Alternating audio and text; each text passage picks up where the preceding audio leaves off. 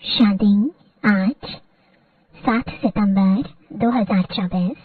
बाबा के महावाक्य है, मीठे बच्चे, ज्ञान का तीसरा नेत्र सदा खुला रहे तो खुशी में रोमांच खड़े हो जाएंगे।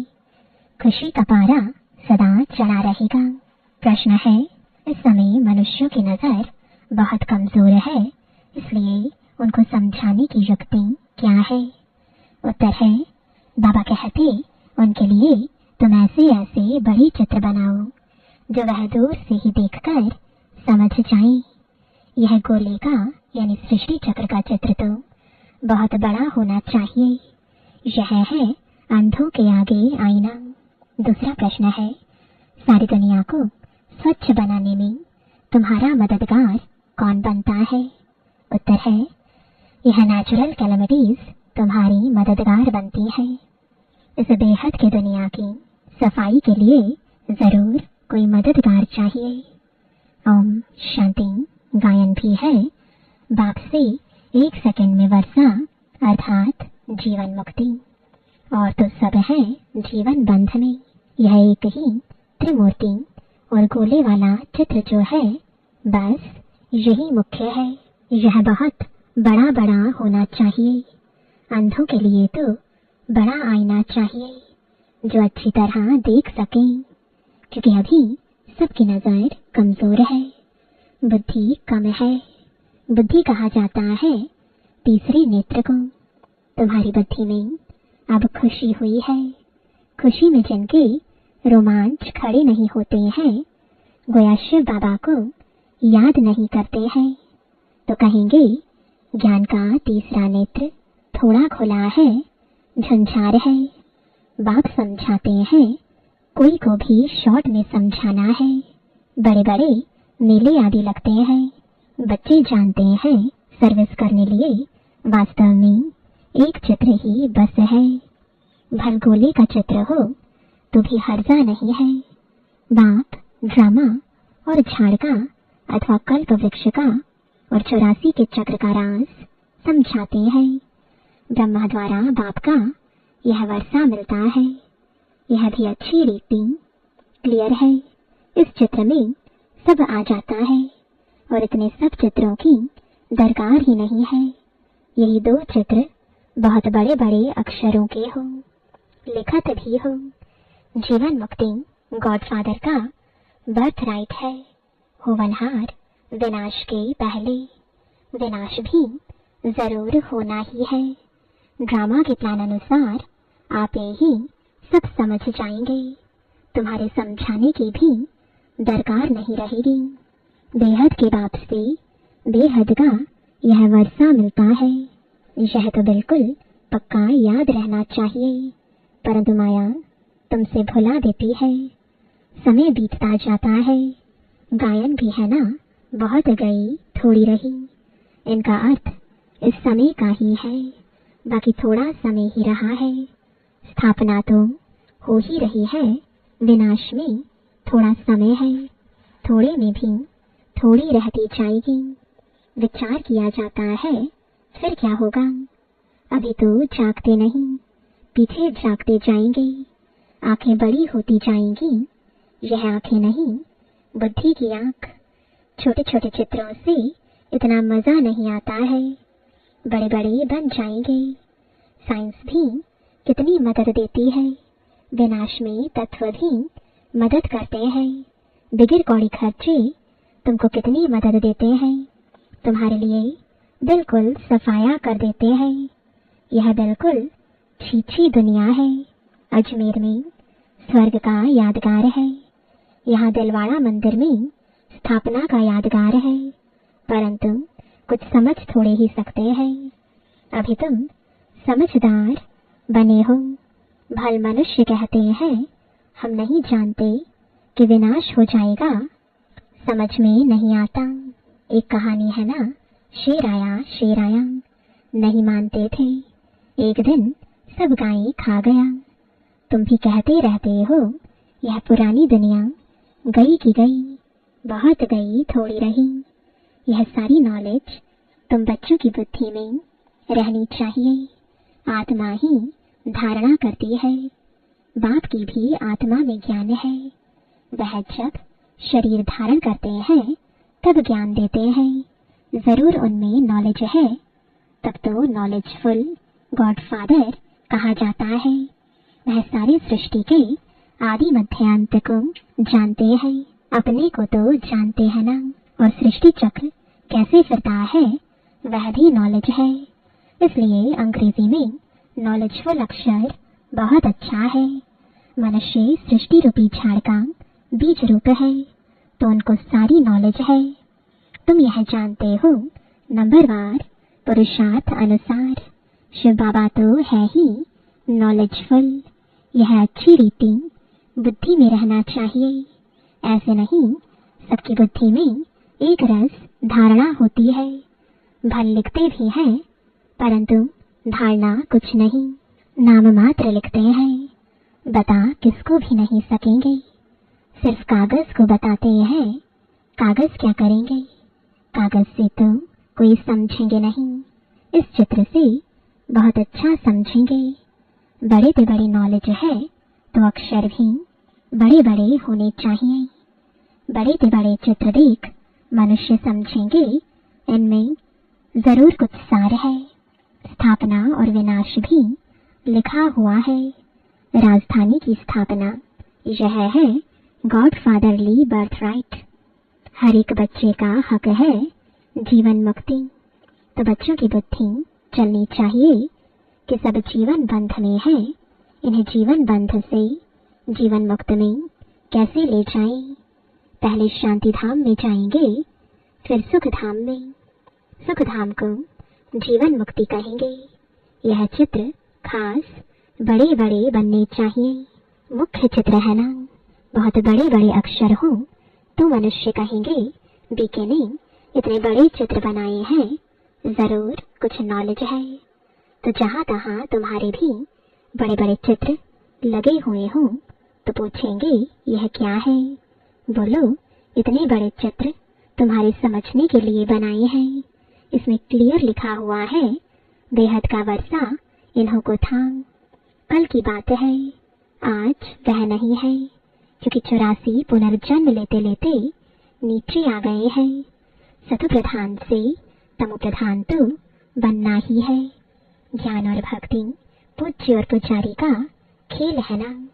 आधा आधा में बिल्कुल पूरा खेल बना हुआ है। तो ऐसे बड़े बड़े चित्र बनाने की हिम्मत चाहिए। सर्विस का भी शौक चाहिए। दिल्ली के तो कोने कोने में सर्विस करनी है। मेले मलाखड़े में तो बहुत लोग जाते हैं, वहां तुमको यह चित्र ही काम में आएंगे। त्रिमूर्ति गोला यह है मुख्य।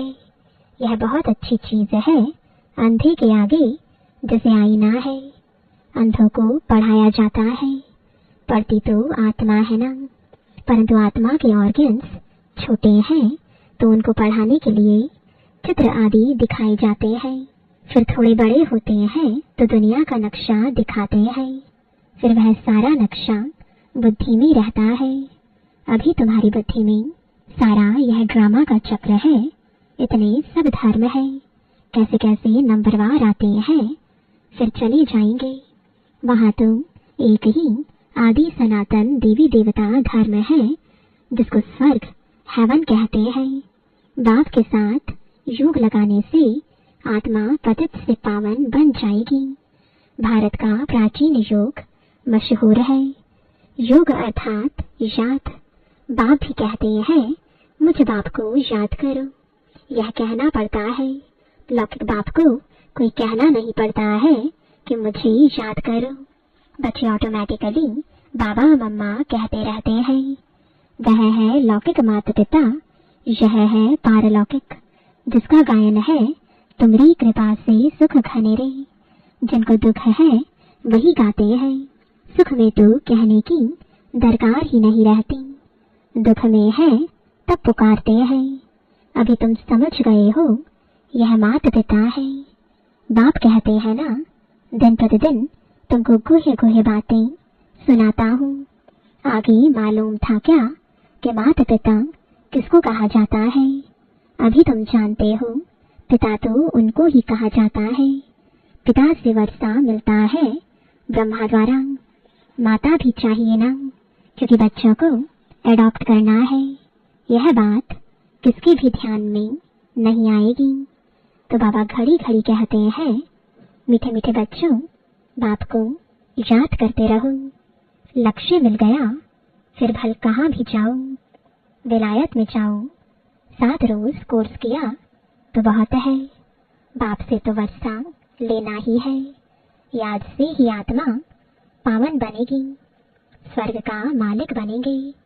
यह लक्ष्य तो बुद्धि में है, फिर भल कहाँ भी जाए। सारा ज्ञान गीता का इस बैज में है। कोई को पूछने की भी दरकार नहीं रहेगी कि क्या करना है। बाप से वर्षा लेना है तो जरूर बाप को याद करना है।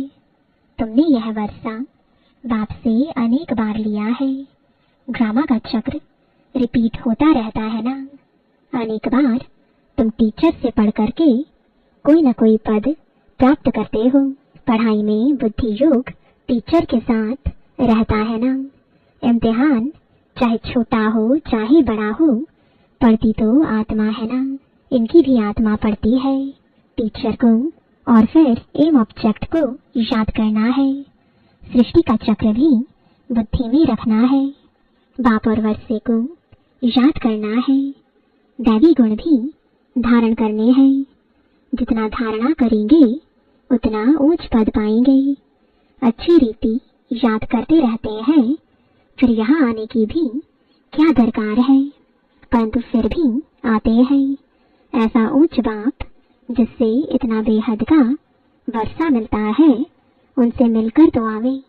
मंत्र लेकर सब आते हैं। तुमको तो बहुत भारी मंत्र मिलता है। नॉलेज तो सारी अच्छी रीति बुद्धि में है। अभी तुम बच्चे समझते हो कि विनाशी कमाई के पीछे जास्ती टाइम वेस्ट नहीं करना है। वह तो सब मिट्टी में मिल जाएगा। बाप को कुछ चाहिए क्या? कुछ भी नहीं। कुछ भी खर्चा आदि करते हैं सो तो अपने लिए ही करते हैं। इसमें पाई का भी खर्चा नहीं है। कोई गोले व टैंक आदि तो खरीद नहीं करने हैं लड़ाई के लिए। कुछ भी नहीं है। तुम लड़ते हुए भी सारी दुनिया से गुप्त हो। तुम्हारी लड़ाई देखो कैसी है। इसको कहा जाता है योग बल। सारी गुप्त बात है। इसमें कोई को मारने की दरकार नहीं है। तुमको सिर्फ बाप को याद करना है। इन सब का मौत ड्रामा में नोंधा हुआ है। हर 5000 वर्ष बाद तुम योग बल जमा करने के लिए पढ़ाई पढ़ते हो। पढ़ाई पूरी हुई फिर प्रारब्ध चाहिए नई दुनिया में। पुरानी दुनिया के लिए यह नेचुरल कैलेमिटीज है। गायन भी है ना, अपने कुल का विनाश कैसे करते हैं। कितना बड़ा कुल है। सारा यूरोप आ जाता है। यह भारत तो अलग कोने में है। बाकी सब खलास हो जाने हैं। युग बल से तुम सारे विश्व पर विजय पाते हो। पवित्र भी बनना है। इन लक्ष्मी नारायण जैसा वहाँ क्रिमिनल आई ही नहीं। आगे चलकर तुमको बहुत साक्षात्कार होंगे। अपने देश के नजदीक आने से फिर झाड़ दिखाई पड़ते हैं ना, तो खुशी होती है। अब आकर पहुँचे हैं अपने घर के नजदीक। तुम भी घर चल पड़ते हो, फिर अपने सुख धाम आएंगे। बाकी थोड़ा समय है। स्वर्ग से विदाई लिए कितना समय हो गया है। अब फिर स्वर्ग नजदीक आ रहा है। तुम्हारी बुद्धि चली जाती है ऊपर। वह है निराकारी दुनिया, जिसको ब्रह्मांड भी कहते हैं। हम वहाँ के रहने वाले हैं। यहाँ 84 का पाठ बज आया। अभी हम जाते हैं। तुम बच्चे हो ऑल राउंड। शुरू से लेकर पूरे 84 जन्म लेने वाले हो। देरी से आने वाले को ऑल राउंडर नहीं कहेंगे। बाप ने समझाया है मैक्सिमम और मिनिमम कितने जन्म लेते हो। एक जन्म तक भी है, पिछाड़ी में सब चले जाएंगे वापस। नाटक पूरा हुआ, खेल खलास। अब बाप समझाते हैं मुझे याद करो, अंतमति सुगति हो जाएगी। बाप के पास परम धाम में चले जाएंगे। उनको कहते हैं मुक्ति धाम, शांति धाम और फिर सुख धाम। यह है दुख धाम। ऊपर से हर एक सतो प्रधान, फिर सतो रजो तमो में आते हैं। एक जन्म होगा तो उसमें भी इन 4 स्टेजेस को पाएंगे। कितना अच्छा बच्चों को बैठ समझाते हैं, फिर भी याद नहीं करते, बाप को भूल जाते हैं। नंबरवार तो है ना, बच्चे जानते हैं नंबरवार पुरुषार्थ अनुसार रुद्रमाला बनती है। कितने करोड़ की रुद्रमाला है। बेहद के विश्व की यह माला है। ब्रह्मा सो विष्णु, विष्णु सो ब्रह्मा, दोनों का सरनेम देखो। यह प्रजापिता ब्रह्मा का नाम है। आधा कल्प फिर आता है रावण, बुद्धिज्म फिर इस्लामिज्म। आदम बीबी को भी याद करते हैं, पैराडाइज को भी याद करते हैं। भारत पैराडाइज स्वर्ग था। बच्चों को खुशी तो बहुत होनी चाहिए। बेहद का बाप ऊंचे ते ऊंच भगवान, ऊंचे ते ऊंच पढ़ाते हैं। ऊंच ते ऊंच पद मिलता है। सबसे ऊंच ते ऊंच टीचर है बाप। वह टीचर भी है, फिर साथ ले जाएंगे तो सतगुरु भी है। ऐसा बाप क्यों नहीं याद रहेगा। खुशी का पारा चढ़ा रहना चाहिए। परंतु युद्ध का मैदान है, माया ठहरने नहीं देती है। घड़ी घड़ी गिर पड़ते हैं। बाप तो कहते हैं बच्चे याद से ही तुम माया जीत बनेंगे। अच्छा, मीठे मीठे सिकिलते बच्चों प्रति माता पिता बाप दादा का याद प्यार और गुड मॉर्निंग। रूहानी बाप की रूहानी बच्चों को नमस्ते। रूहानी बच्चों की रूहानी बाप दादा को गुड मॉर्निंग और नमस्ते। धारणा के लिए मुख्य सार है, पहला, बाप जो सिखलाते हैं उसे अमल में लाना है। सिर्फ कागज पर नोट नहीं करना है। विनाश के पहले जीवन बंध से जीवन मुक्त पद प्राप्त करना है। दूसरा, अपना टाइम विनाशी कमाई के पीछे अधिक वेस्ट नहीं करना है, क्योंकि यह तो सब मिट्टी में मिल जाना है। इसलिए बेहद के बाप से बेहद का वर्षा लेना है और दैवी गुण भी धारण करने हैं। वरदान है योग बल द्वारा माया की शक्ति पर जीत प्राप्त करने वाले सदा विजयी भव। ज्ञान बल और योग बल सबसे श्रेष्ठ बल है। जैसे साइंस का बल अंधकार पर विजय प्राप्त कर रोशनी कर देता है, ऐसे योग बल सदा के लिए माया पर जीत प्राप्त कर विजयी बना देता है। योग बल इतना श्रेष्ठ बल है जो माया की शक्ति इसके आगे कुछ भी नहीं है। योग बल वाली आत्माएं स्वप्न में भी माया से हार नहीं खा सकती। स्वप्न में भी कोई कमजोरी आ नहीं सकती। ऐसा विजय का तिलक आपके मस्तक पर लगा हुआ है। स्लोगन है, नंबर 1 में आना है तो व्यर्थ को समर्थ में परिवर्तन कर दो। ओम शांति।